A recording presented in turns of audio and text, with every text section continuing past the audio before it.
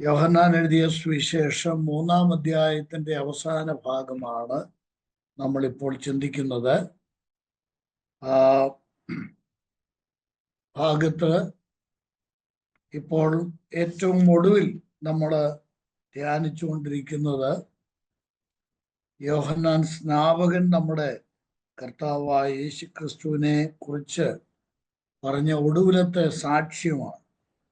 22-ാം വാക്യം മുതലാണ് അത് രേഖപ്പെടുത്തിയിരിക്കുന്നത്.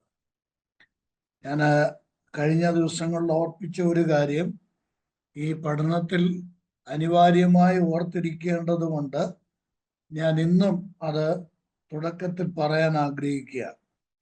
22 മുതൽ 30 വരെയുള്ള വാക്യങ്ങളാണ് യേശുക്രിസ്തുവും യോഹന്നാനും ബന്ധിച്ചുള്ള സാക്ഷ്യവും മറ്റും നിൽക്കുന്നത്. എന്നാൽ 31 മുതൽ 36 വരെയുള്ള വാക്യങ്ങൾ ആ കോണ്ടക്സ്റ്റിലല്ല എഴുതിയിരിക്കുന്നത്. നമ്മൾ അത് വേറെ ഒരു വിധത്തിലാണ് മനസ്സിലാക്കേണ്ടത്. അത് യോഹന്നാൻ അപ്പോസ്തലൻ കർത്താവായ യേശുക്രിസ്തുവിനെ കുറിച്ച് പറയുന്ന സാക്ഷ്യങ്ങളായിട്ട് അതിനെ കാണുവാൻ ആവശ്യമുണ്ട്. ഇപ്പോൾ നമ്മൾ ഒടുവിൽ ചിന്തിച്ചത് യോഹന്നാന്റെ ശിഷ്യന്മാർ യോഹന്നാൻ സ്നാപകന്റെ അടുക്കൽ വന്ന് അസൂയയുടെ ആത്മാവിൽ കർത്താവായ യേശുക്രിസ്തുവിനെയും ശിഷ്യന്മാരെയും കുറിച്ച് പറഞ്ഞ പരാതിയാണ് നമ്മൾ ഒടുവിൽ കണ്ടത്.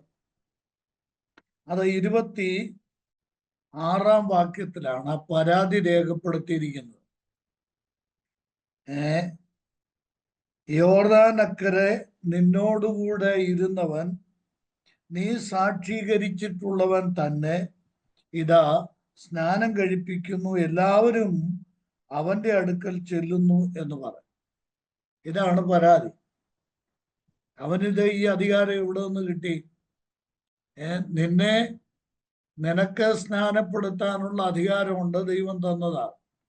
എന്നാൽ അവൻ സ്നാനപ്പെടുത്തുന്നു. അതെന്തുകൊണ്ടാണ്? അങ്ങനെ ഒരു അസൂയയുടെ ആത്മാവിലാണ് സംസാരിക്കുന്നത്.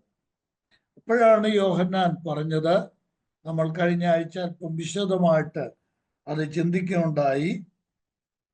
യോഹന്നാൻ പറഞ്ഞ ഏറ്റവും വലിയ ഒരു സ്ഥാപന 27-ാം വാക്യത്തിലുണ്ട്, സ്വർഗത്തിൽ നിന്ന് കൊടുത്തിട്ടല്ലാതെ മനുഷ്യന് ഒന്നും ലഭിക്കുവാൻ കഴിയില്ല. അവൻ അങ്ങനെ ചെയ്യുന്നെങ്കിൽ, യേശുക്രിസ്തു അങ്ങനെ ചെയ്യുന്നെങ്കിൽ അത് സ്വർഗത്തിൽ നിന്ന് കൊടുത്ത അധികാരമാണ്.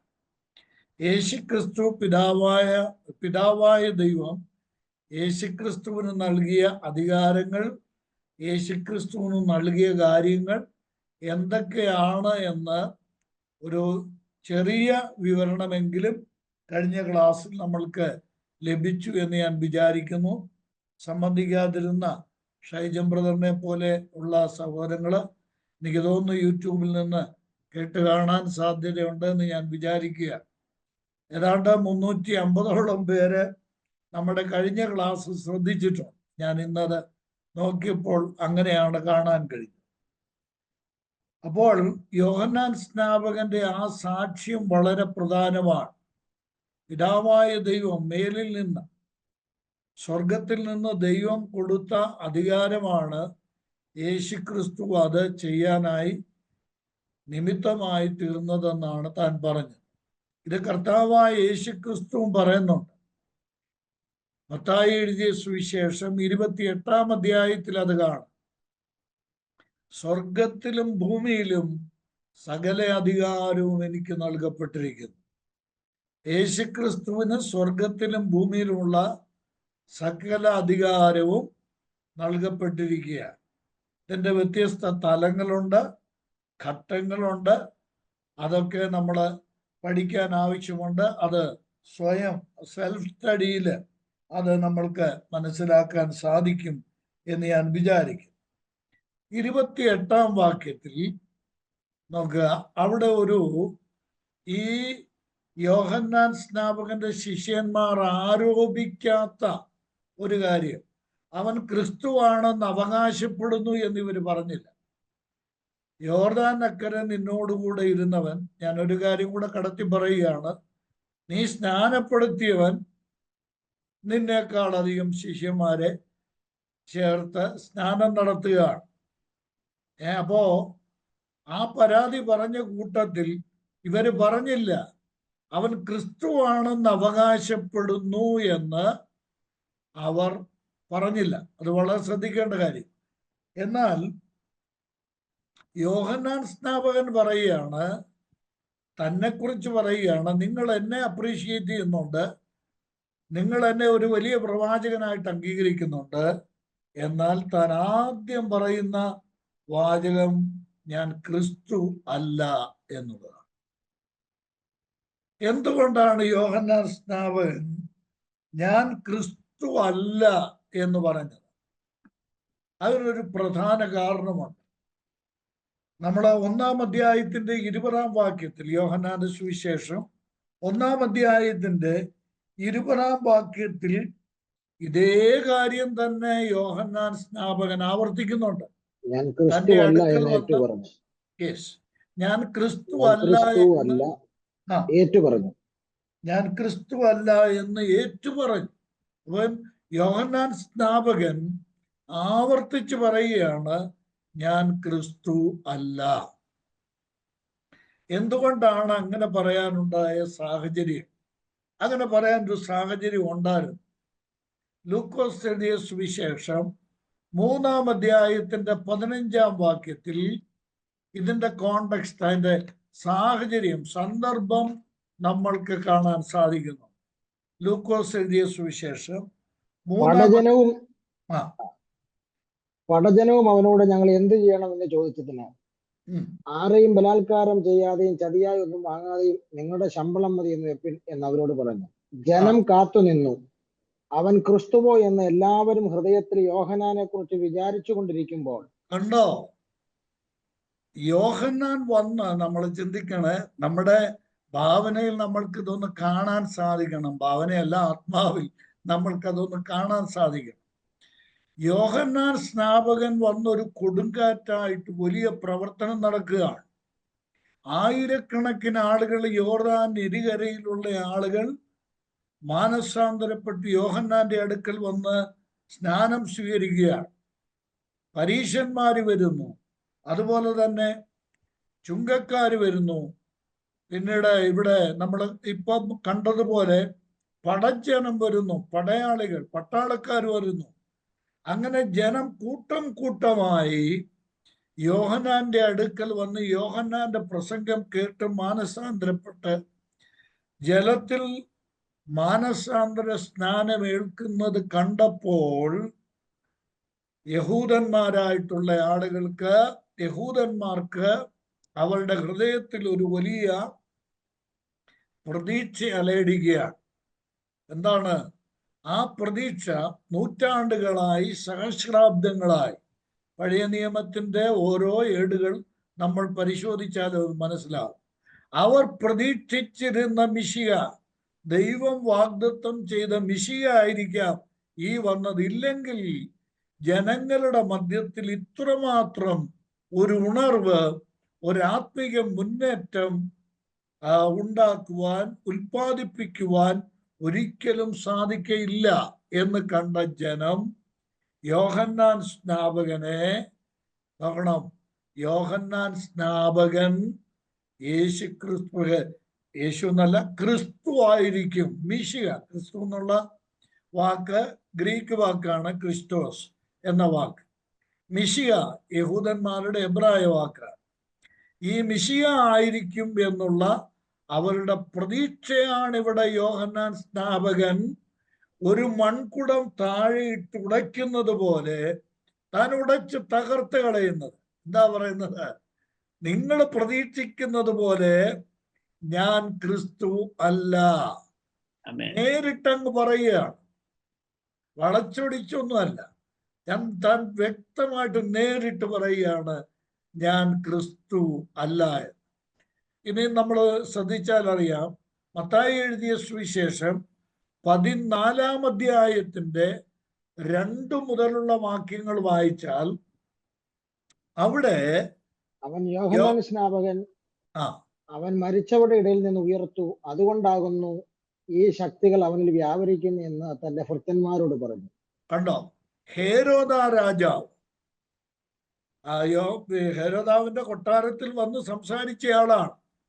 ഹേരോദാവ് ഈ യോഹന്നാനെ തലവെട്ടി കൊന്നുകളഞ്ഞതാണ്, ശിരച്ഛേദം ചെയ്ത് കൊന്നതാണ്.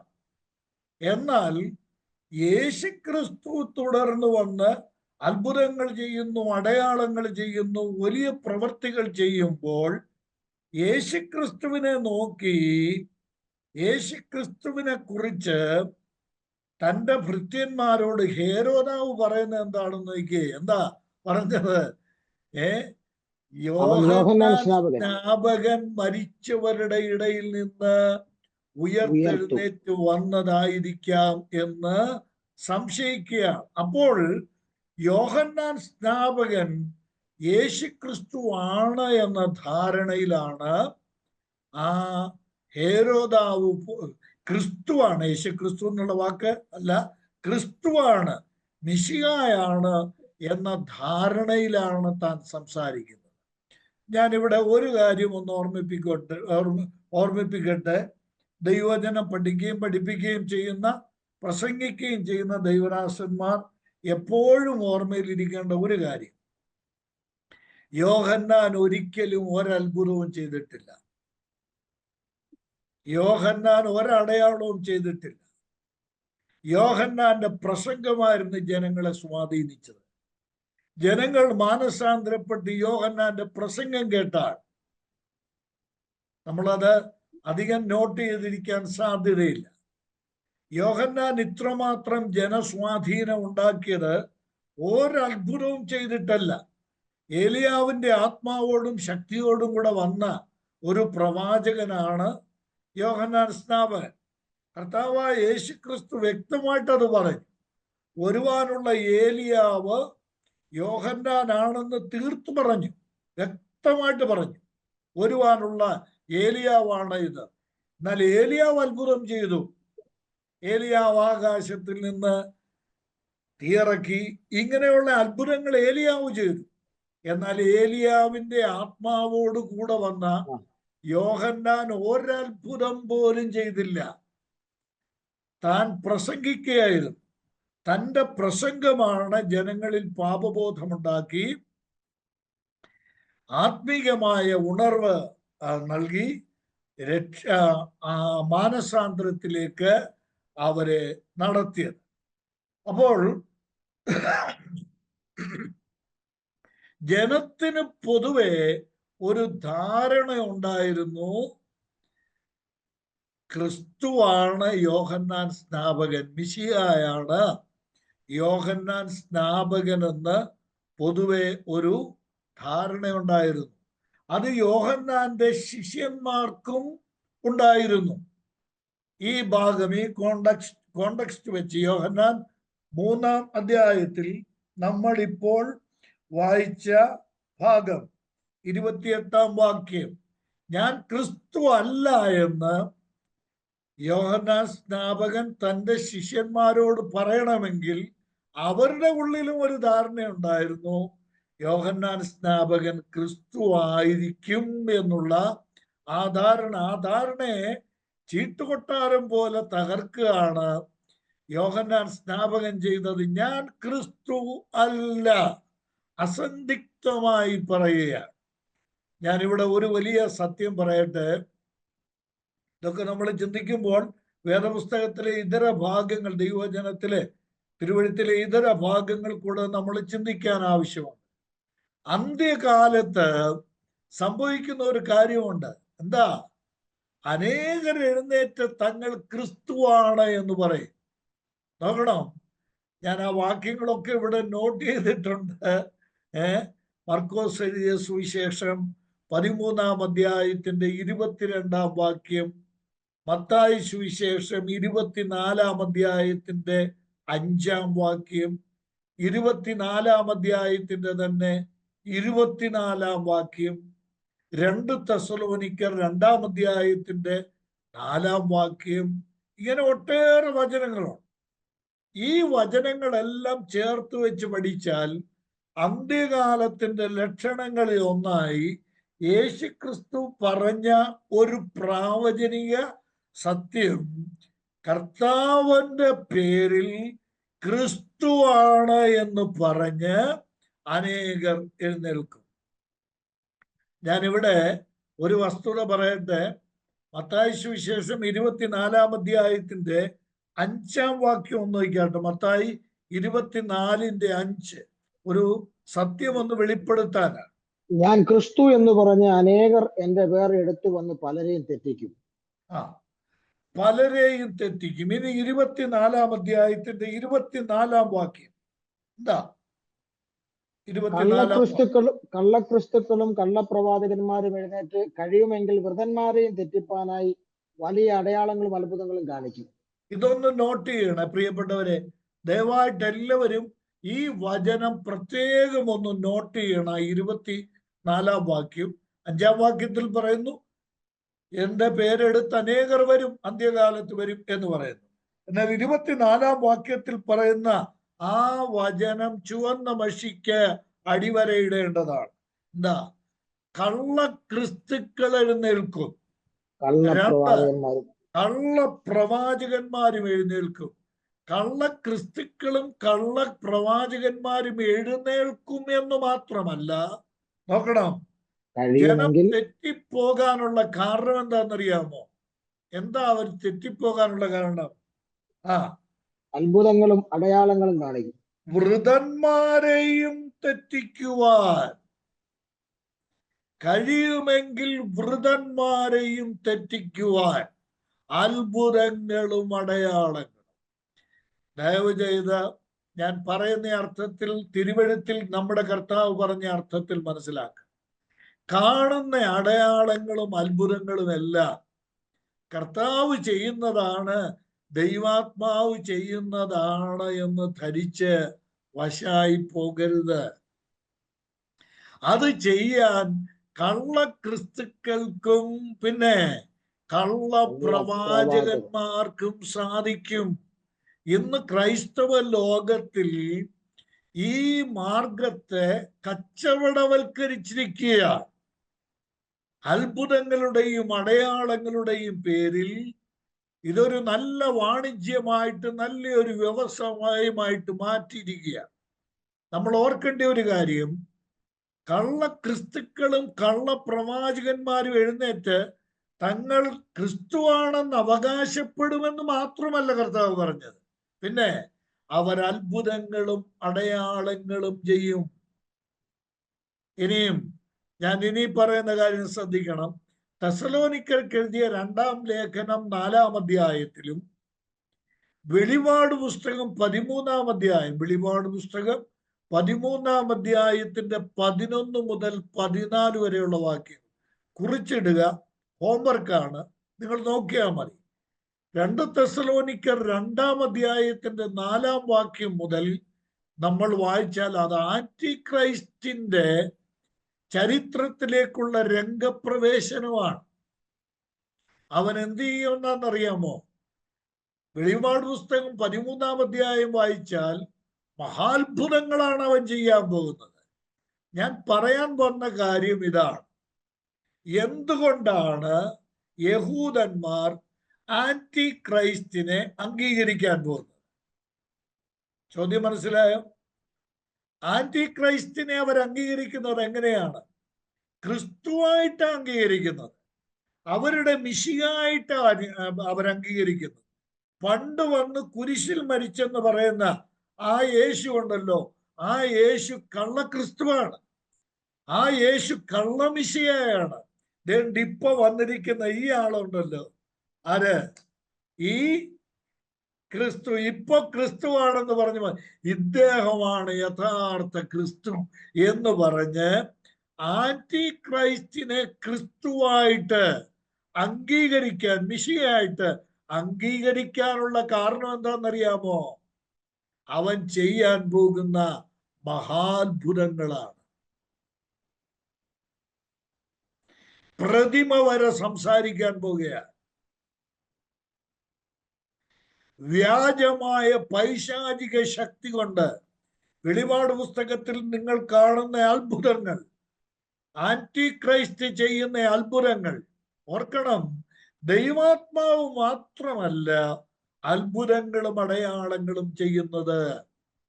എന്തിനാണ് ഈ അത്ഭുതങ്ങളും അടയാളങ്ങളും ചെയ്യുന്നത്? വളരെ ലളിതമാണ് ഉത്തരം. കഴിയുമെങ്കിൽ വൃതന്മാരെയും തെറ്റിക്കുവാനായിട്ട്.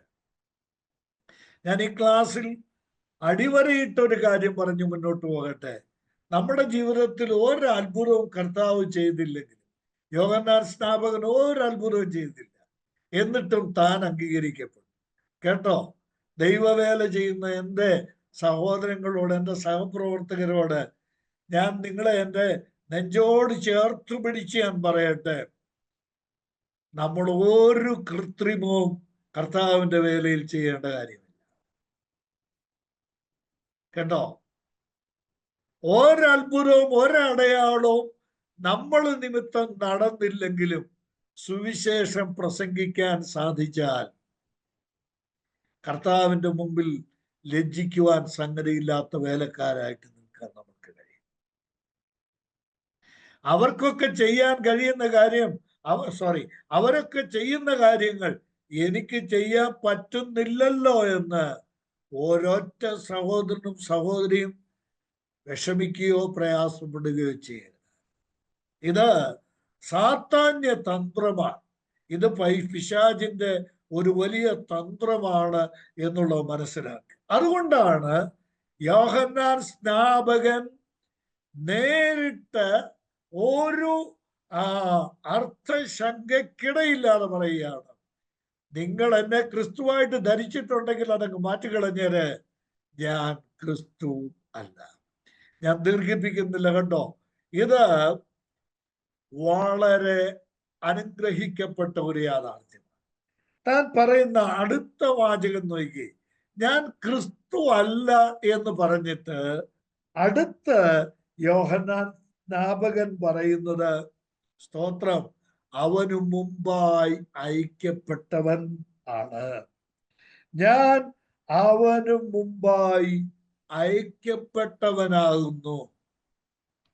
എനിക്ക് ഈ വാക്യങ്ങളൊക്കെ ഒത്തിരി വിശദീകരിക്കണമെന്നുണ്ട്. നമ്മുടെ സമയം ഇങ്ങനെ മുന്നോട്ട് കൊണ്ടുപോകാൻ പറ്റില്ലല്ലോ ക്ലാസ്. അതുകൊണ്ട് വേഗത്തിൽ ഞാൻ പറഞ്ഞു പോകുമ്പോൾ എൻ്റെ കൂടെ എൻ്റെ പ്രിയപ്പെട്ടവർ സഞ്ചരിക്കണം, സഹകരിക്കണം. ഇവിടെ കണ്ടോ, താൻ പറഞ്ഞത് ക്രിസ്തുവിന് മുമ്പേ അയക്കപ്പെട്ടവരാണ്. ഞാൻ ആ ക്രിസ്തുവിന് മുമ്പേ എന്നുള്ള വാക്കൊന്ന് അല്പം ഒന്ന് മാറ്റി വെച്ചിട്ട് പറയട്ടെ. യോഹന്നാൻ സ്നാപകൻ പറഞ്ഞ എന്താണെന്നറിയാമോ? ഞാൻ ക്രിസ്തു അല്ല, ദൈവത്തിന് സ്തോത്രം, ഞാൻ അയക്കപ്പെട്ടവനാണ്. ദൈവത്താൽ ഞാൻ അയക്കപ്പെട്ടവനാണ്. എൻ്റെ കർത്താവിന് സ്തോത്രം. നമുക്ക് അത്രയും മതി കേട്ടോ. ആ മേൽവിലാസം നമ്മൾക്ക് മതി. ആ ഉറപ്പ്, ആ ധൈര്യം നമ്മൾക്കുണ്ടായാൽ മതി. എന്താ? എൻ്റെ കർത്താവ് എന്നെ അയച്ചു എന്നുള്ള ഉറപ്പ് ദൈവദാസന്മാർക്ക്, വിശ്വാസികൾക്ക്, ദൈവജനത്തിന്, കർത്താവിനെ സാക്ഷിക്കുന്നവർക്കുണ്ടാകണം. ഞാൻ ക്രിസ്തു അല്ല. ഒരടയാളവും ഒരത്ഭുതവും എൻ്റെ ശുശ്രൂഷയിൽ സംഭവിക്കുന്നില്ലെങ്കിലും എനിക്ക് നിരാശയില്ല. എനിക്ക് ഒരു കാര്യത്തിൽ എനിക്ക് ധൈര്യമുണ്ട്, എനിക്ക് ഉറപ്പുണ്ട്. എന്താ? എൻ്റെ കർത്താവ് എന്നെ അയച്ചതാണ്. ഞാൻ പഴയ നിയമത്തിൽ നിന്നും പുതിയ നിയമത്തിൽ നിന്നും ഓരോ ഇൻസിഡൻസ് ഒന്ന് ചൂണ്ടിക്കാണിച്ച് ഈ കാര്യം ഒന്ന് സ്ഥാപിച്ച് മുന്നോട്ട് പോകാം. ഇരമ്യ പ്രവചനത്തിൽ, ആ റെഫറൻസ് ഞാൻ കൃത്യം ഓർക്കുന്നില്ല, ഇരമ്യ പ്രവചനത്തില് ദൈവം ഇരമ്യാവിലൂടെ അരുളി ചെയ്യുന്ന ഒരു വലിയ സത്യമുണ്ട്. എന്താണെന്നറിയാമോ? ഞാൻ അയച്ചില്ലെങ്കിലും അവർ പോയി. ദൈവം പറയുന്ന ഒരു പരാതിയാണ്.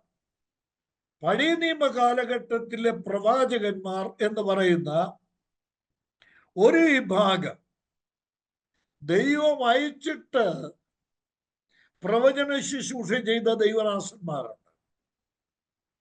എന്നാൽ ഈ ദൈവദാസൻ പറയുകയാണ്,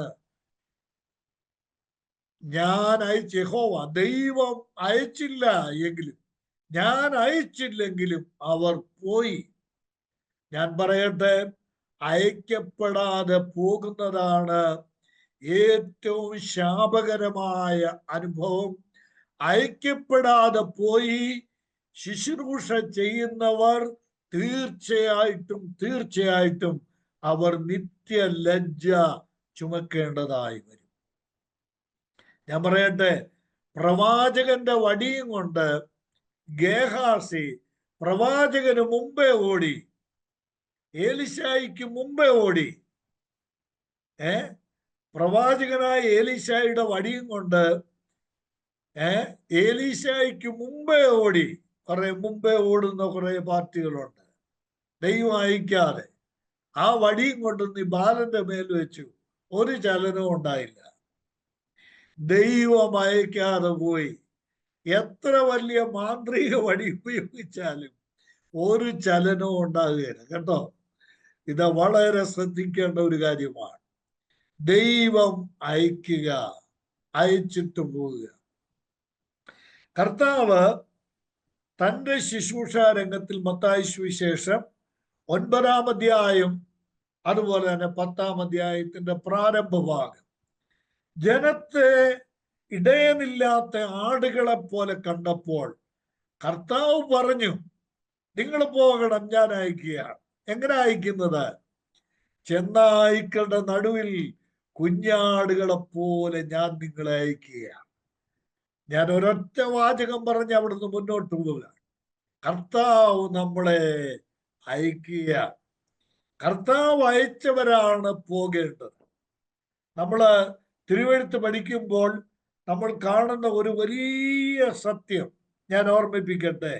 അപ്പോസ്തലന്മാരുടെ പ്രവൃത്തികൾ 13-ാം അധ്യായത്തിന്റെ 4-ാം വാക്യം.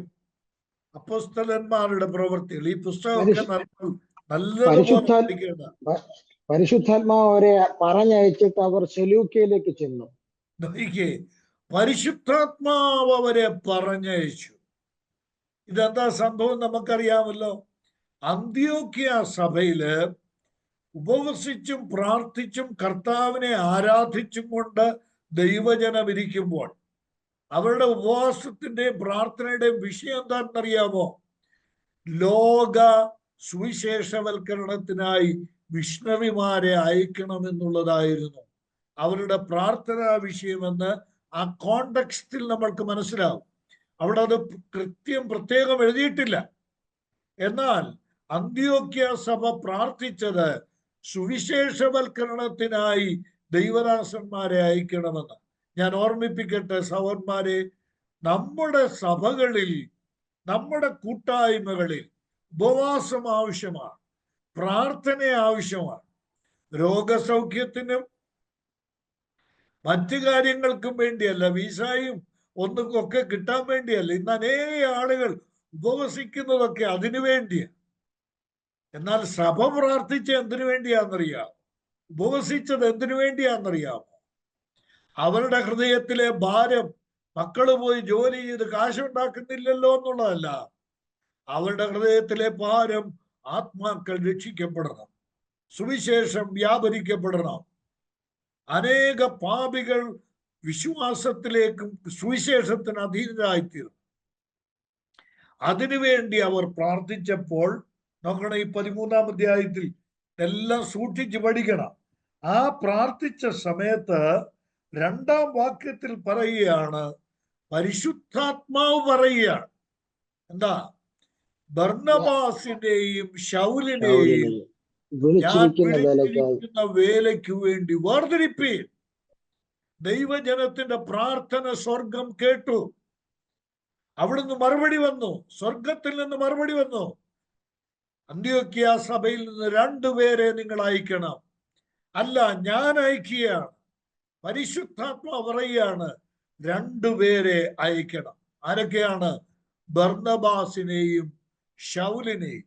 നോക്കണം, അവിടെ അവരെ വേർതിരിച്ചു. 3-ാം വാക്യത്തിൽ അവരുടെ മേൽ കൈവച്ച് പ്രാർത്ഥിച്ചു. അങ്ങനെ അവർ ഉപവസിച്ച് പ്രാർത്ഥിച്ച് അവരുടെ വീണ്ടും ഉപവസിച്ച് പ്രാർത്ഥിക്കുകയാണ്. ഉപവസിച്ച് പ്രാർത്ഥിച്ചുകൊണ്ടിരിക്കുമ്പോഴാണ് ആത്മാവിന്റെ ഈ വേർതിരിവുണ്ടാകുന്നത്, അയക്കുന്നത്.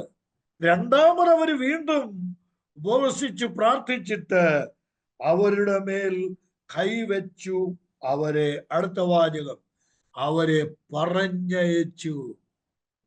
സഭയാൽ അയക്കപ്പെടുന്നു. സഭ അവരെ അയക്കുക. സ്തോത്രം. ഒരു ദൈവദാസൻ അയക്കപ്പെടുന്നതിന് പിമ്പിൽ ഒരു സഭയുണ്ടായിരിക്കണം. ഇനി 4-ാം വാക്യം നമ്മൾ ആദ്യം വായിച്ചെന്താ? പരിശുദ്ധാത്മാവ് അവരെ പറഞ്ഞയച്ചു. ഏത് സഭ പറഞ്ഞയച്ചാലും പരിശുദ്ധാത്മാവ് പറഞ്ഞയക്കുന്നില്ലെങ്കിൽ, വർഷാവർഷം നമ്മുടെ സെമിനാരികളിൽ നിന്ന് നിരവധി ആളുകൾ BD-യും MTH-ഉം MDയും ഒക്കെ എടുത്ത് പുറത്തു വരുന്നുണ്ട്. BTH-ഉം ഒക്കെ എടുത്ത് പുറത്തു വരുന്നുണ്ട്. CTH-ഉം ഒക്കെ എടുത്ത് അവർ പുറത്തു വരുന്നുണ്ട്. ഞാൻ പറയട്ടെ, അവരെ എല്ലാം തമ്പുരാൻ അയച്ചതാണെന്ന് വിചാരിക്കരുത്. ആത്മാവ് അയച്ചവരാണ് കർത്താവിന്റെ വേല ചെയ്യേണ്ടത്. യോഹന്നാൻ സ്നാപകൻ പറയുകയാണ്, ഞാൻ അയക്കപ്പെട്ടവനാണ്. ആർക്കു മുമ്പേ? യേശു ക്രിസ്തുവിന് മുമ്പേ, ക്രിസ്തുവിന് മുമ്പേ അയക്കപ്പെട്ടവനാണ്. ഞാൻ വളരെ ദൈവത്തെ മഹത്വപ്പെടുത്തുന്നു. എന്നെ ദൈവം ഏൽപ്പിച്ചിരിക്കുന്ന വലിയ ശുശ്രൂഷ, ക്രിസ്തുവിന് മുമ്പേ ഒരു വ്യക്തിയുടെ അടുക്കലേക്ക് ദൈവം എന്നെ അയക്കുകയാണ്. ഞാൻ ചെന്നിട്ട് എൻ്റെ കർത്താവിനെ കുറിച്ച് സാക്ഷിക്കുമ്പോൾ, ആ ആള് ഹൃദയം തുറന്ന് എൻ്റെ കർത്താവിനെ സ്വീകരിക്കുമ്പോൾ, ദൈവത്തിന് സ്തോത്രം, എന്നെ കുറിച്ചുള്ള ദൈവത്തിന്റെ ഉദ്ദേശം സാധിച്ചെടുക്കപ്പെടുകയാണ്, സാധിതമാകുകയാണ്. കർത്താവ് നമ്മളെ സഹായിക്കട്ടെ. പ്രിയപ്പെട്ടവരെ, നമ്മൾ ഈ ക്ലാസ് കേട്ടിട്ട് നല്ലതാണ് എന്നോ മറ്റോ വേറെ എന്തെങ്കിലും ഒരു അഭിപ്രായം പറഞ്ഞിട്ട് നമ്മൾ സംതൃപ്തരാകരുത്. ഈ വചനങ്ങൾ നമ്മുടെ ജീവിതത്തിന്റെ അനുഭവങ്ങളായി മാറണം. കർത്താവ് സഹായിക്കട്ടെ. ഇനിയും അതേ വാക്യം തന്നെ താൻ പറയുന്നു, ഞാൻ ക്രിസ്തുവല്ല, അവന് മുമ്പായി അയക്കപ്പെട്ടവൻ അത്രേ എന്ന് ഞാൻ പറഞ്ഞതിന് നിങ്ങൾ സാക്ഷികളാകുന്നു എന്ന് യോഹന്നാൻ സ്നാപകൻ വ്യക്തമാക്കുക. ഇവിടെ നമ്മൾ ഓർക്കണം,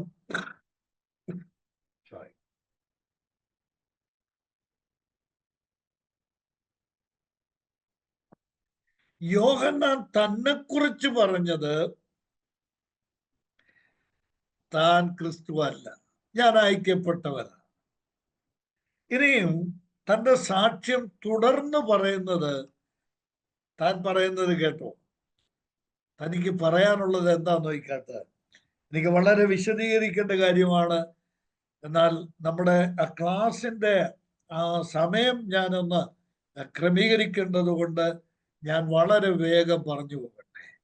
ഇവിടെ യോഹന്നാൻ സ്നാപകൻ ഒരു വലിയ വെളിപാട് എന്ന് പറഞ്ഞാൽ പുതിയ നിയമ സഭയ്ക്ക് വെളിപ്പെട്ടിരിക്കുന്ന ഒരു വലിയ സത്യം അനാവരണം ചെയ്യുകയാണ്. എന്താണ്? 29-ാം വാക്യം. ഞാൻ ക്രിസ്തുവല്ല, മണവാട്ടി ഉള്ളവൻ മണവാളനാകുന്നു. മണവാളന്റെ സ്നേഹിതനോ നിന്ന് മണവാളന്റെ സ്വരം കേട്ടിട്ട് അത്യന്തം സന്തോഷിക്കുന്നു. ഈ എന്റെ സന്തോഷം പൂർത്തിയായിരിക്കുന്നു. എനിക്ക് എന്റെ സന്തോഷം പൂർത്തിയായി. എന്താ കാരണമെന്നറിയാമോ? യേശുക്രിസ്തു സ്നാനപ്പെടുത്തുന്നു, അധികം ശിഷ്യന്മാരെ ചേർക്കുന്നു, യേശുക്രിസ്തുവിന്റെ ശിഷ്യന്മാർ സ്നാനപ്പെടുത്തുന്നു എന്ന് കേട്ടപ്പോൾ യോഹന്നാൻ പറയുകയാണ്, നിങ്ങൾക്ക് അസൂയ ഉണ്ടാവുന്നത്, എന്നാൽ എന്റെ സന്തോഷം പൂർത്തിയായിരിക്കും. കാരണം തമ്പുരാനോടെ തമ്പുരാൻ എന്നെ അയച്ചത് ഇതിനു വേണ്ടിയാണ്. ഇത് കണ്ടിട്ട് പോകാൻ, ഇത് അറിഞ്ഞിട്ട് പോകാൻ എനിക്ക് സാധിക്കുന്നു എന്നുള്ളതാണ് എൻ്റെ ജീവിതത്തിലെ ഏറ്റവും വലിയ ചാരിതാർത്ഥ്യം. ഞാൻ സംതൃപ്തനാണ്. ക്രിസ്തു അവൻ സ്നാനപ്പെടുത്തുന്നു എങ്കിൽ ഞാൻ സംതൃപ്തനാണ്. എൻ്റെ ഈ സന്തോഷം പൂർണ്ണമായിരിക്കുകയാണ്. എന്താ കാരണം? അതാണ് അടുത്ത നമ്മള് നേരത്തെ ഈ ഭാഗം വായിച്ചു വിട്ടിട്ടുണ്ടെങ്കിലും ഞാനൊന്ന് പറയട്ടെ. യോഹന്നാൻ സ്നാപകൻ പുതിയ നിയമ വിശ്വാസികളായ നമ്മൾക്ക് അറിയാൻ കഴിയുന്ന, നമ്മൾക്ക് മനസ്സിലാക്കാൻ കഴിഞ്ഞിട്ടുള്ള ഒരു വലിയ സത്യമാണ് ഇവിടെ പറയുന്നത്. എന്താ? മണവാട്ടിയുള്ളവൻ മണവാളനാണ്. മണവാളന്റെ സ്നേഹിതനോ നിന്ന് മണവാളന്റെ സ്വരം ശബ്ദം കേട്ടിട്ട് അത്യന്തം സന്തോഷിക്കുന്നു. അത്യന്തം സന്തോഷിക്കും. ഞാൻ ആ വാക്ക് വിട്ടുപോയി, പാസ്റ്റർ ഓർപ്പിച്ചതിന് നന്ദി. അത്യന്തം ഞാൻ സന്തോഷിക്കുന്നു, അത്രയും പറഞ്ഞാൽ മതി. എന്നാൽ താൻ പറയുകയാണ്, അടുത്ത് പറയുന്നത് എന്താണ്? എൻ്റെ സന്തോഷം പൂർണ്ണമായിരിക്കുന്നു. ഈ പറഞ്ഞതിന്റെ അർത്ഥം എന്താണ്? സഹോദരി സഹോദരന്മാരെ, ഇന്ന് ഈ ക്ലാസ്സിൽ സംബന്ധിക്കുന്നവരും തുടർന്ന് ഈ സന്ദേശം ശ്രദ്ധിക്കുന്നവരുമായ പ്രിയപ്പെട്ടവരോട് ഞാൻ ദൈവവചനാടിസ്ഥാനത്തിൽ ഓർമ്മിപ്പിക്കട്ടെ. ഒരു മണവാളനുണ്ട്, ഒരു മണവാട്ടി. ആരാണ് ആ മണവാളൻ? ഈ അനുഗ്രഹീതമായ യാഥാർത്ഥ്യം, ഈ സത്യം പിൽക്കാലത്താണ് പുതിയ നിയമസഭയിലെ ദൈവദാസന്മാർക്ക് വെളിപ്പെടുന്നത്. ഞാൻ ചില വാക്യങ്ങൾ ഒന്ന് പറയാം, നമുക്ക് ഒന്ന് ഓടിച്ചു വായിച്ചു പോവാം. 3 റെഫറൻസസ് ഞാൻ പറയാം. അതിലൊന്ന് 2 കൊരിന്ത്യർ 11-ാം അധ്യായം. കൊരിന്ത്യർക്ക് എഴുതിയ 2-ാം ലേഖനം 11-ാം അധ്യായത്തിന്റെ 2-ാം വാക്യം. 1ഉം 2ഉം വാക്യങ്ങൾ. 1-ാം വാക്യം മുതൽ വായിക്കാം. ഞാൻ നിങ്ങളെ കുറിച്ച് വായിച്ചോളൂ. ഞാൻ നിങ്ങളെ കുറിച്ച് ദൈവത്തിന്റെ എരിവോടെ എരിയുന്നു. ഞാൻ നിങ്ങളെ കുറിച്ച്, കൊരിന്ത്യ വിശ്വാസികളെ കുറിച്ച് താൻ പറയുകയാണ്, ദൈവത്തിന്റെ എരിവോടെ ഞാൻ എരിയുന്നു. ഒരു ദൈവദാസൻ ഉണ്ടായിരിക്കേണ്ട മനോഭാവമാണ്. അടുത്തത്, ഞാൻ ക്രിസ്തു എന്ന ഏക പുരുഷന് നിങ്ങളെ നിർമ്മല കന്യകയായി ഏൽപ്പിപ്പാൻ വിവാഹ നിശ്ചയം ചെയ്തിരിക്കുന്നു. കണ്ടോ? ഈ മണവാട്ടിയുള്ളവൻ മണവാളനാകുന്നു എന്ന് യോഹന്നാൻ സ്നാപകൻ പറഞ്ഞതിൻ്റെ വിശദമായ പൊരുളാണ് പൗലോസ്ലീഹ ഇവിടെ വ്യക്തമാക്കുന്നത്. എന്താ? ഞാൻ നിങ്ങളെ ക്രിസ്തു എന്ന ഏക പുരുഷന് നിർമ്മല കന്യകയായി എന്ത് ചെയ്തിരിക്കുന്നു? വിവാഹ നിശ്ചയം ചെയ്തിരിക്കുന്നു. അപ്പോൾ യേശു ക്രിസ്തു ആരാണ്? ക്രിസ്തു എന്ന പുരുഷൻ ആരാണ്? മണവാളനാണ്. 2, നിങ്ങളാരാണ്? കൊരിന്ത് വിശ്വാസികൾ ആരാണ്? ആ പുരുഷന്റെ നിർമ്മല കന്യകയാണ്. വിവാഹ നിശ്ചയം ചെയ്യപ്പെട്ടിരിക്കുന്ന നിർമ്മല കന്യകയാണ്. സ്തോത്രം. ദൈവവചനത്തിൽ ഞാൻ ഈ പറയുമ്പോൾ വളരെ ശ്രദ്ധിക്കണേ. ഈ സഭ എന്ന സത്യത്തെ വില കുറച്ച് ആരും കാണരുത്. ദൈവസഭയെക്കുറിച്ചുള്ള ദൈവവചനത്തിലെ വെളിപാട് ഏറ്റവും ഉന്നതമാണ്. യേശുക്രിസ്തു വന്നതും നിന്നതും പറഞ്ഞതും പ്രവർത്തിച്ചതും കഷ്ടമനുഭവിച്ചതും ക്രൂശിൽ മരിച്ചതും ഉയർത്തെഴുന്നേറ്റതും സ്വർഗത്തിൽ പോയതും ഇനി മടങ്ങി വരുന്നതും ഈ പ്രപഞ്ചം സൃഷ്ടിച്ചതും എല്ലാം ഒരു മഹാ ഉദ്ദേശത്തിലാണ്. ഒറ്റ ഉദ്ദേശമാണ്. എന്താ? ക്രിസ്തുവിനെ ഒരു മണവാട്ടിയെ ഉളവാക്കുക. ക്രിസ്തു എന്ന മണവാളനൊരു മണവാട്ടി. അതാണ് പൗലോസ്ലീഹ പറഞ്ഞത്, ക്രിസ്തു എന്ന ഏക പുരുഷന് നിങ്ങളെ നിർമ്മല കന്യകയായി വിവാഹ നിശ്ചയം ചെയ്യപ്പെട്ടിരിക്കുന്നു. ഇന്ന് രാത്രി ഈ ക്ലാസ്സിൽ സംബന്ധിക്കുന്നവരും തുടർന്ന് ഈ ക്ലാസ് ശ്രദ്ധിക്കുന്നവരുമായ രക്ഷിക്കപ്പെട്ട ദൈവമക്കളോട് ഞാൻ പറയട്ടെ, ഏതോ ഒരു ദൈവദാസൻ നിങ്ങളുടെ അടുക്കൽ വന്ന് പൗലോസിനെ പോലെ ഒരാൾ നിങ്ങളുടെ അടുക്കൽ വന്ന് സുവിശേഷം പറഞ്ഞപ്പോൾ നിങ്ങൾ വിശ്വസിച്ചു. ആ വിശ്വസിച്ചപ്പോൾ ആ ദൈവദാസനുണ്ടല്ലോ നിങ്ങളെ ഒരു കല്യാണത്തിന് വിവാഹത്തിന് നിശ്ചയം ചെയ്തു. ആരായിട്ട്? പുരുഷനാകട്ടെ സ്ത്രീ ആകട്ടെ, നിർമ്മല കന്യകയായിട്ട് യേശുവിന്റെ മണവാട്ടിയായി വിവാഹ നിശ്ചയം ചെയ്തിരിക്കുകയാണ്. സ്തോത്രം. വിവാഹം കഴിഞ്ഞിട്ടില്ല, എൻഗേജ്മെന്റ് കഴിഞ്ഞിട്ടുള്ളൂ, വിവാഹ നിശ്ചയം നടന്നിട്ടില്ല. ഇതാണ് യോഹന്നാൻ സ്നാപകൻ പറഞ്ഞത്. മണവാട്ടിയുള്ള മണവാളനാണ് ക്രിസ്തു. ആ ക്രിസ്തുവിനൊരു കന്യകയുണ്ടാവും, അവൻ അവളെ വിവാഹം കഴിക്കും. എഫേസ്യർക്ക് എഴുതിയ ലേഖനം 5-ാം അധ്യായത്തിന്റെ 25 മുതലുള്ള വാക്യങ്ങൾ. അവിടെ ഭാര്യാഭർത്താക്കന്മാരുടെ കടമ പറഞ്ഞു വന്നിട്ട് പൗലോസ്ലീഹ പറയുന്ന വലിയ മഹത്തായ സത്യം എന്താണ്? ക്രിസ്തു എന്ന ഏകപുരുഷനെ കുറിച്ചാണ് പറയുന്നത്. ഔവണ്ണം ക്രിസ്തു എന്തിരിക്കുകയാണ്? തൻ്റെ ശരീരം തന്നെ ഏൽപ്പിച്ചു കൊടുത്തു. ആർക്കു വേണ്ടിയാണ്? തൻ്റെ സഭയ്ക്കു വേണ്ടി ഏൽപ്പിച്ചു കൊടുത്തു. 32-ാം വാക്യം ഞാൻ പെട്ടെന്ന് പറയട്ടെ. 5:32. ഈ മർമ്മം വലുത്. ഞാൻ ക്രിസ്തുവിനെയും സഭയെയും ഉദ്ദേശിച്ചത്രേ പറയുന്നത്. ക്രിസ്തുവിനെയും സഭയെയും സംബന്ധിച്ച് പറയുകയാണ്. ക്രിസ്തുവിന് വേണ്ടി വിവാഹ നിശ്ചയം ചെയ്യപ്പെട്ടിരിക്കുന്ന ഭാര്യയാണ്, മണവാട്ടിയാണ്, ഭാര്യയാണെന്ന് ഞാൻ അടിവരയിട്ട് പറയുകയാണ്. വിവാഹ നിശ്ചയം കഴിഞ്ഞാൽ യഹൂദ വിശ്വാസമനുസരിച്ച്, യഹൂദ കഷ്ടമനുസരിച്ച് വിവാഹ നിശ്ചയം കഴിഞ്ഞാൽ ഭാര്യയും ഭർത്താവുമാണ്.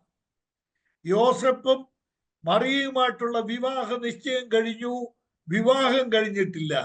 യോസെഫിനെ ഭർത്താവായിട്ടും മറിയയെ ഭാര്യയുമായിട്ട് തന്നെ പറഞ്ഞിരിക്കുന്നത്. വിവാഹ നിശ്ചയം കഴിഞ്ഞാൽ ഭർത്താവും ഭാര്യയുമാണ്. നാം യേശു കർത്താവിന്റെ ഭാര്യയാണ്. യേശു ക്രിസ്തു നമ്മുടെ മണവാളനാണ്. ദൈവത്തിന് സ്തോത്രം. തന്നെത്താൻ ഏൽപ്പിച്ചു തന്ന് കാൽവരിയിലെ ക്രൂശിൽ ചങ്കു പിളർന്ന് ചോര ഒഴുക്കി നമ്മൾക്ക് വേണ്ടി ഏൽപ്പിച്ചു തന്ന് നമ്മളെ തന്റെ മണവാട്ടിയായി സ്വീകരിക്കുവാൻ യേശു ക്രിസ്തുവിന് പ്രിയേക ദൈവത്തിന് പ്രസാദമുണ്ടായി. ഞാൻ ഒരു വാക്കിനോട് ചേർത്ത് പറയട്ടെ. ആദമിന്റെ ഗാഢനിദ്രയിൽ നിന്നാണ് ഹൗവ ഉണ്ടായത്. എന്നാൽ ആദാമിന്റെ ഗാഢനിദ്രയിൽ നിന്ന് ഹൗവായെ എടുത്തപ്പോൾ ആദാമിന് ഒരു വേദനയും ഉണ്ടായില്ല, ഒരു കഷ്ടപ്പാടും ഉണ്ടായില്ല.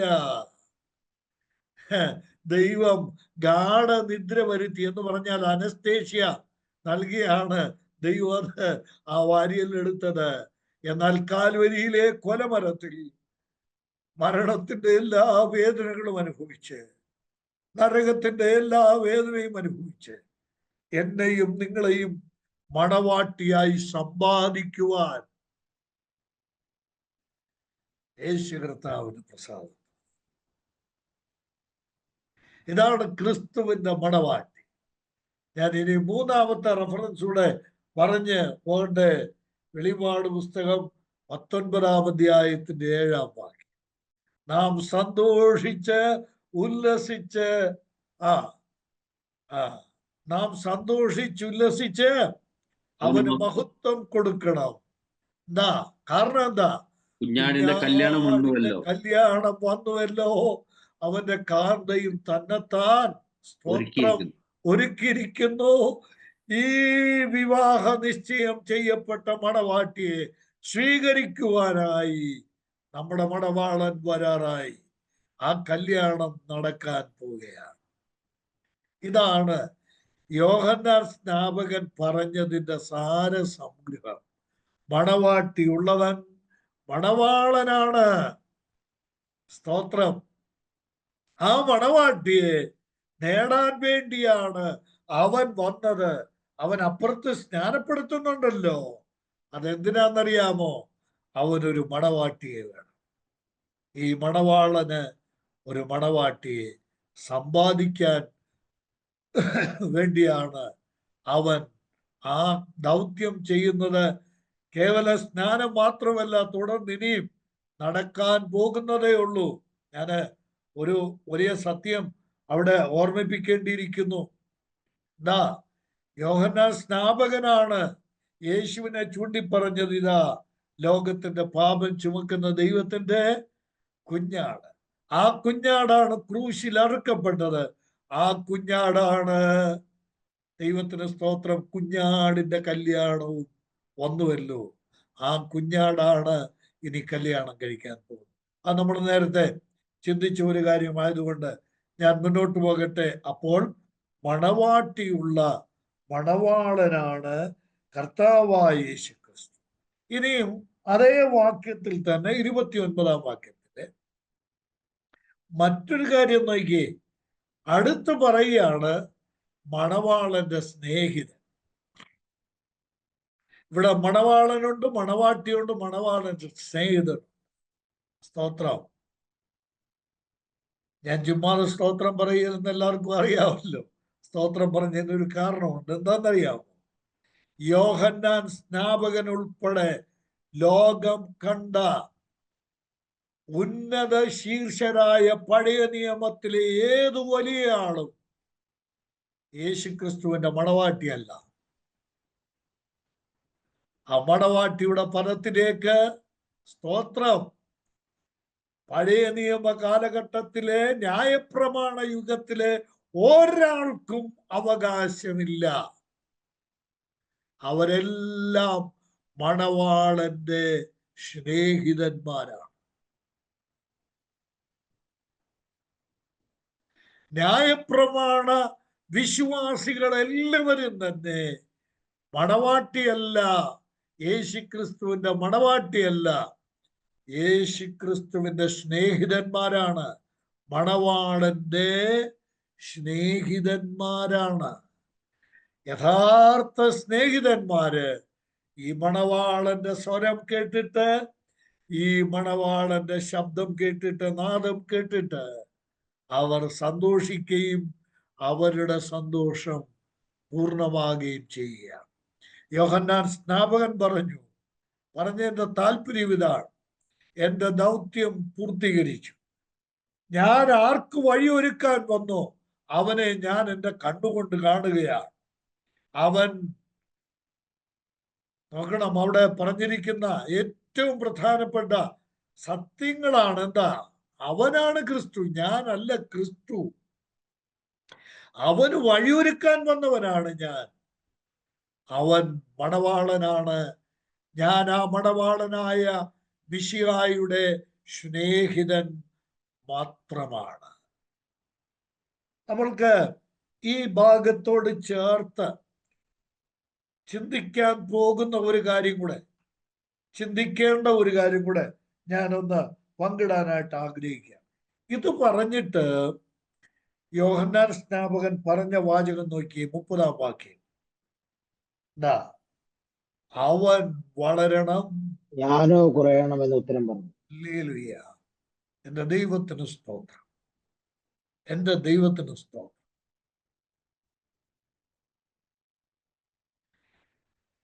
യോഹന്നാൻ സ്നാപകൻ പറയുകയാണ്, അവൻ വളരണം, ഞാനോ കുറയണം.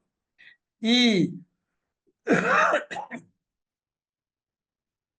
യോഹന്നാൻ സ്നാപകൻ പറഞ്ഞ ഈ വാചകം നമ്മൾ അത് മാത്രം ഒന്ന് അടർത്തി നോക്കിയാൽ, യോഹന്നാൻ സ്നാപകനെ കുറിച്ച് യേശുക്രിസ്തു പറഞ്ഞ എന്താണ്? മത്തായി എഴുതിയ സുവിശേഷം 11-ാം അധ്യായത്തിന്റെ 9-ാം വാക്യം ഒന്നായിക്കട്ടെ. മത്തായി സുവിശേഷം 11-ാം അധ്യായത്തിന്റെ 9-ാം വാക്യം. എടുക്കുമ്പോ ഒന്ന് വായിക്കണേ. അല്ല, എന്തിനു പോയി? ഒരു പ്രവാചകനെ കാണുവാനോ? അതെ, പ്രവാചകനിലും മികച്ചവനെ തന്നെ എന്ന് ഞാൻ നിങ്ങളോട് പറയുന്നു. കണ്ടോ? യേശു ക്രിസ്തു യോഹന്നാൻ സ്നാപകനെ കുറിച്ച് പറയും, നിങ്ങൾ എന്ത് കാണാനാ മരുഭൂമി പോയത്? യോഹന്നാന്റെ ശുശ്രൂഷ മരുഭൂമിയിലായിരുന്നല്ലോ, അല്ലേ? മരുഭൂമിയിൽ വിളിച്ചു പറയുന്നവന്റെ ശബ്ദമാണ്. നിങ്ങൾ എന്ത് കാണാനാ പോയത് ഈ മരുഭൂമിയിലോട്ട്? കർത്താവ് ചോദിക്കുകയാണ്, എന്ത് കാണാൻ നിങ്ങൾ പോയി? ഒരു പ്രവാചകനെ കാണുവാനോ? അല്ല കേട്ടോ, പ്രവാചകനിലും മികച്ചവനാണ് യോഹന്നാൻ സ്നാപകൻ. ഇതാരുടെ സാക്ഷ്യമാണ്? യേശുക്രിസ്തുവിന്റെ സാക്ഷ്യമാണ്. കുറഞ്ഞ ആളല്ല യോഹന്നാൻ എന്ന് യേശുക്രിസ്തു സാക്ഷ്യപ്പെടുത്തുക. ഇനി നോക്കുക, 11-ാം വാക്യം നോക്കി. മത്തായി 11-ാം അധ്യായത്തിന്റെ 11-ാം വാക്യം. സ്ത്രീകളിൽ നിന്ന് ജനിച്ചവരിൽ യോഹന്നാൻ സ്നാപകനേക്കാൾ വലിയവൻ ആരും എഴുന്നേറ്റിട്ടില്ല. യോഹന്നാൻ സ്നാപകൻ ചെറിയവനോ വലിയവനോ?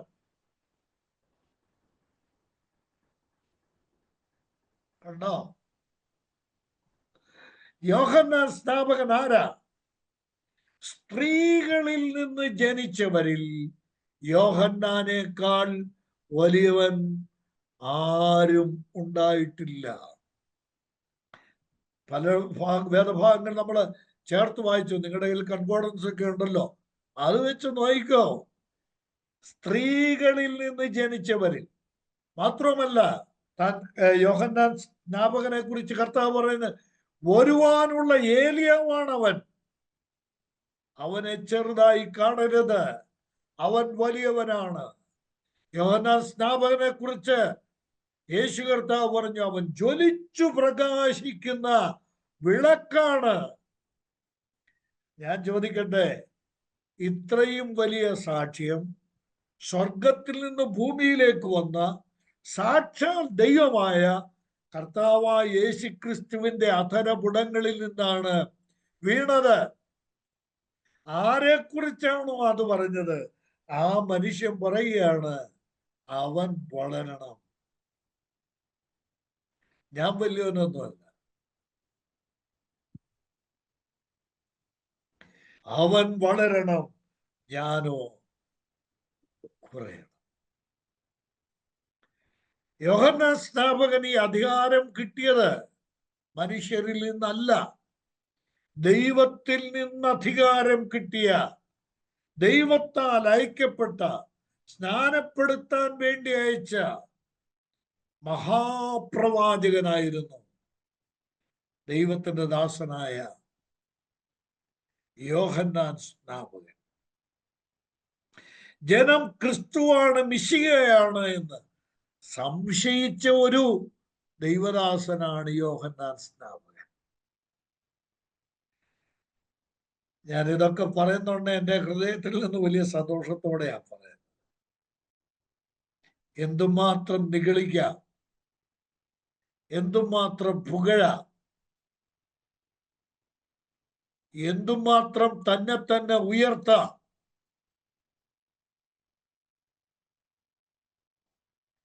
എൻ്റെ പ്രിയമുള്ളവരെ, ദൈവത്താൽ അയക്കപ്പെട്ട ഒരു ദൈവദാസന്റെ ഏറ്റവും വലിയ ലക്ഷ്യം ഇതാണ്, അവൻ വളരണം, ഞാൻ കുറയണം.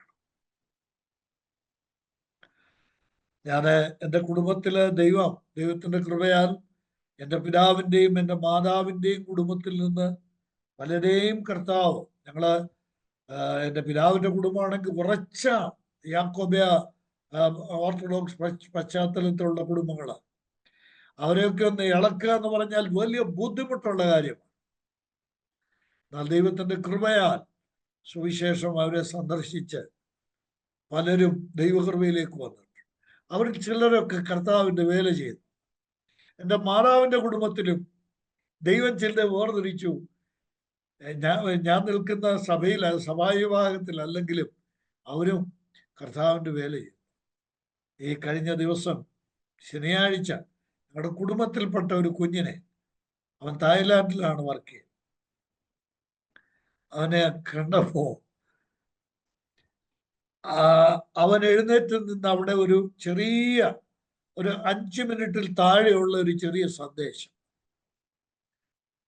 ഞാനത് കഴിഞ്ഞപ്പോൾ, ആ മീറ്റിംഗ് കഴിഞ്ഞപ്പോൾ ഞാൻ ചെന്ന് അവനെ കെട്ടിപ്പിടിച്ച് എന്നെ നെഞ്ചോട് ചേർത്ത് വെച്ചിട്ട് ഞാൻ പറഞ്ഞു, മോനെ, ഇതൊരാത്മീകന്റെ ലക്ഷണമാണ്. എൻ്റെ കുടുംബത്തിൽ ഇങ്ങനെ ഒരു ആത്മീകനുണ്ട് എന്നുള്ളത് എൻ്റെ ജീവിതത്തിലെ എനിക്ക് സന്തോഷിക്കാൻ, ഇപ്പോ എനിക്ക് ഇത്രയും പ്രായമായല്ലോ, എനിക്ക് സന്തോഷിക്കാൻ ദൈവം നൽകിയ വകകളിൽ ഒന്നാണെന്ന് ഞാൻ പറഞ്ഞു. എന്താണെന്നറിയാമോ കുഞ്ഞ് പറഞ്ഞത്? എന്താണ് അവൻ പറഞ്ഞത്? ഇങ്ങനെയാണ്, കുടുംബമായി 2 കുഞ്ഞുങ്ങളോടൊപ്പം തായ്ലാൻഡിൽ താമസിച്ച് വേല ചെയ്യുകയും പഠിക്കുകയും ഒക്കെ ചെയ്യുന്ന ഒരു കുഞ്ഞ. അവൻ പറഞ്ഞ വാചകം എന്താണ്? ഞാൻ ഇല്ലാതാകുമ്പോഴാണ് ഞാൻ യഥാർത്ഥത്തിൽ ഒരു ദൈവ ശുശ്രൂഷകനാണ്.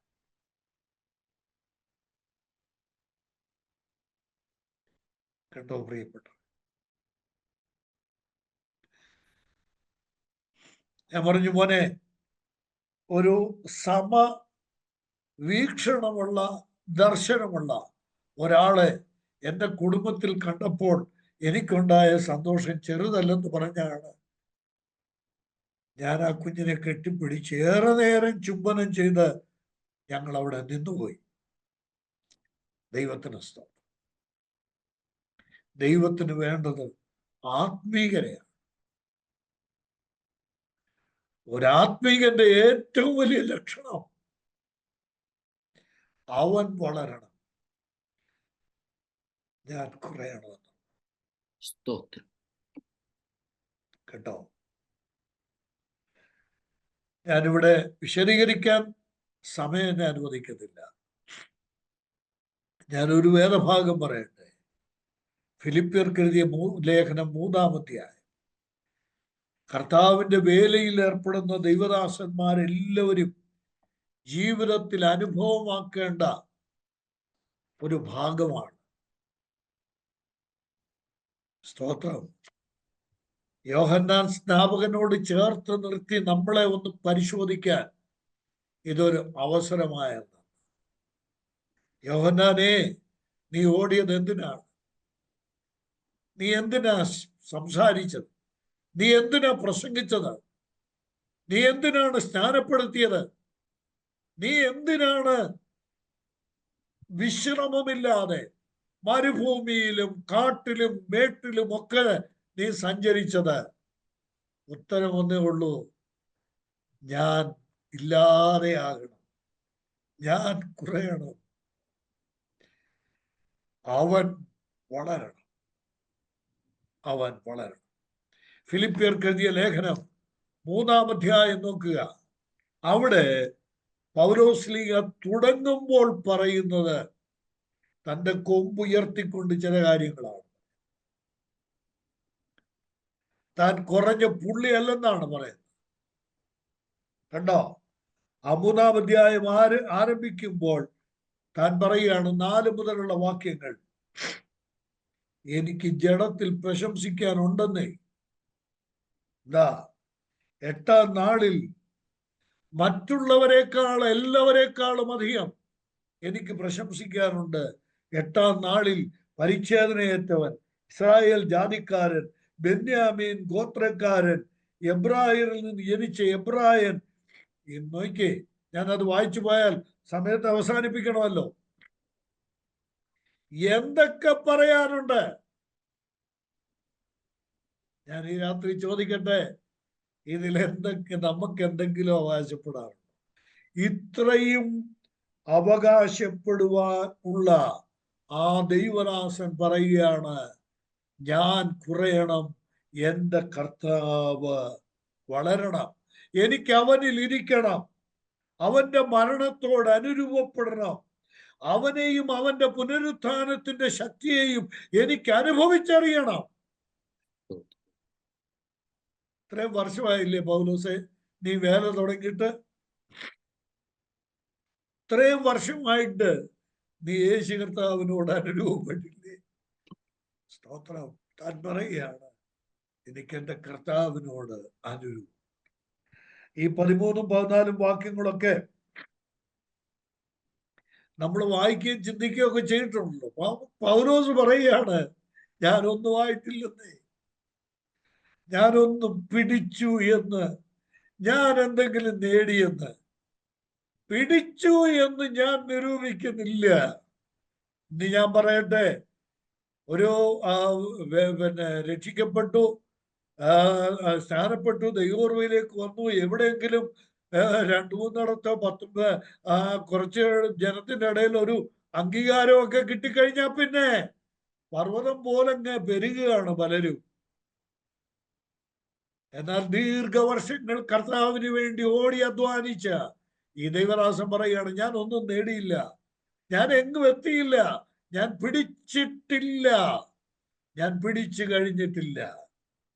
14-ാം വാക്യം എല്ലാവരും ഉദ്ധരിക്കുന്ന വാക്യം. ഞാനൊരു കാര്യം ചെയ്യുകയാണ്. ഞാൻ എന്താ ചെയ്യുന്നത്? പിമ്പിലുള്ളത് ആഞ്ഞും കൊണ്ട്, പിമ്പിലുള്ളത് മറന്ന് മുമ്പിലുള്ളത് ആഞ്ഞും കൊണ്ട് ഞാൻ പരമവിളിയുടെ, ക്രിസ്തുയേശുവിൽ ദൈവത്തിന്റെ പരമവിളിയുടെ ലാക്കിലേക്കൂടെ. എന്റെ പ്രിയപ്പെട്ടവരെ, ഈ വചനം ഞാനൊന്ന് സാംശീകരിച്ച് ഇങ്ങനെ പറയാം, യേശു എനിക്കിപ്പോഴും അകലെയാണ്.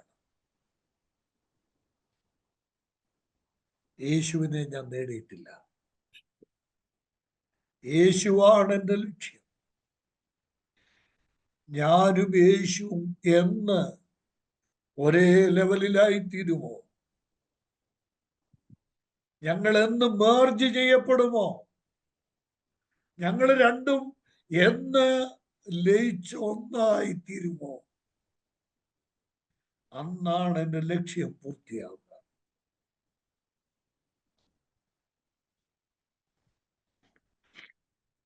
ദൈവദാസന്മാരെ, സഹോദരിമാരെ, ഈ ആത്മീയത്വത്തിലേക്ക് ഉയരുമ്പോഴാണ് നമ്മൾ യഥാർത്ഥത്തിൽ ദൈവത്തിന്റെ ദാസന്മാരും കർത്താവിന്റെ ശിഷ്യന്മാരുമാണ്.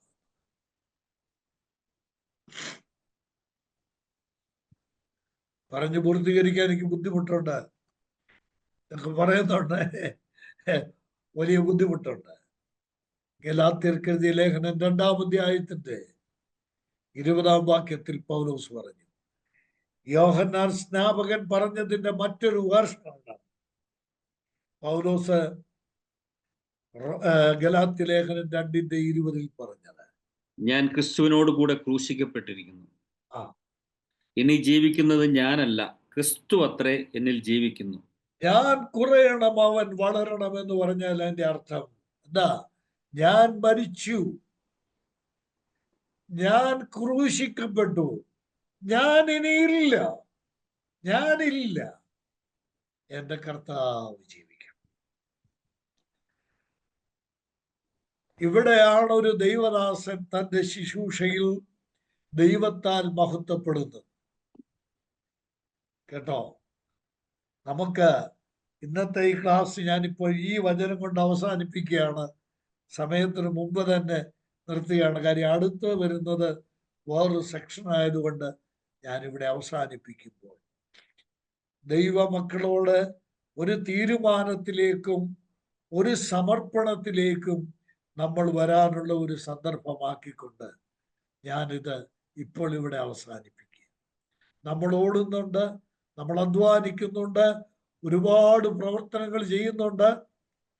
എനിക്കും ഒരുപാട് കാര്യങ്ങൾ അവകാശപ്പെടാനുണ്ട്. വർഷങ്ങളുടെ അരശതാബ്ദത്തിന്റെ പാരമ്പര്യമൊക്കെ അവകാശപ്പെടാനുണ്ട്.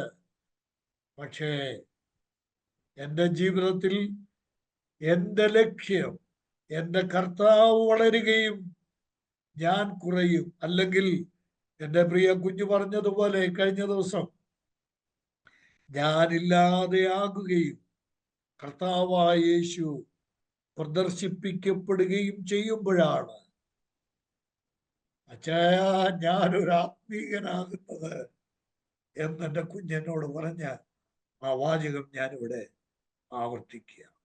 എപ്പോഴാണോ ആ അനുഭവത്തിലേക്ക് നമ്മൾ വരുന്നത്, അപ്പോഴാണ് നമ്മൾ യഥാർത്ഥത്തിൽ ഒരു ആത്മീകനായി മാറുന്നത്. അപ്പോഴാണ് നമ്മൾ വാസ്തവത്തിൽ കർത്താവിന്റെ വേലക്കാരായി മാറുന്നത്. യോഹന്നാൻ സ്നാപകന്റെ ഇത്രയ്ക്ക് വലിയ മനുഷ്യന്റെ ജീവിതത്തിലെ ആ കാഴ്ചപ്പാട്, ആ ദർശനം എന്റെയും നിങ്ങളുടെയും ജീവിതത്തിൽ ഉണ്ടാകട്ടെ. നമ്മൾക്ക് ആ സമർപ്പണത്തോടെ നമ്മുടെ കർത്താവിന്റെ വേലയിൽ തുടരാം. യേശു കർത്താവിന് വഴിയൊരുക്കുന്നവരായിട്ട്.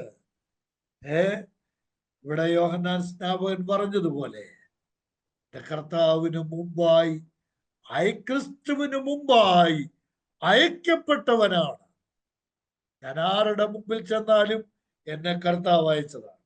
എന്താ കർത്താവിന്റെ വചനം പറഞ്ഞു, ഞാൻ അങ്ങോട്ട് മാറി എൻ്റെ പിമ്പിൽ നിൽക്കുന്ന കർത്താവിനെ ആ ആളിന്റെ ഹൃദയത്തിന്റെ ശ്രീകോവിലിൽ, ഹൃദയത്തിന്റെ സിംഹാസനത്തിൽ പ്രവേശിപ്പിക്കുമ്പോൾ എൻ്റെ ദൗത്യം പൂർണ്ണമായി, സ്തോത്രം, യോഹന്നാൻ പറഞ്ഞ വാചകം നമ്മുടേതായി മാറും.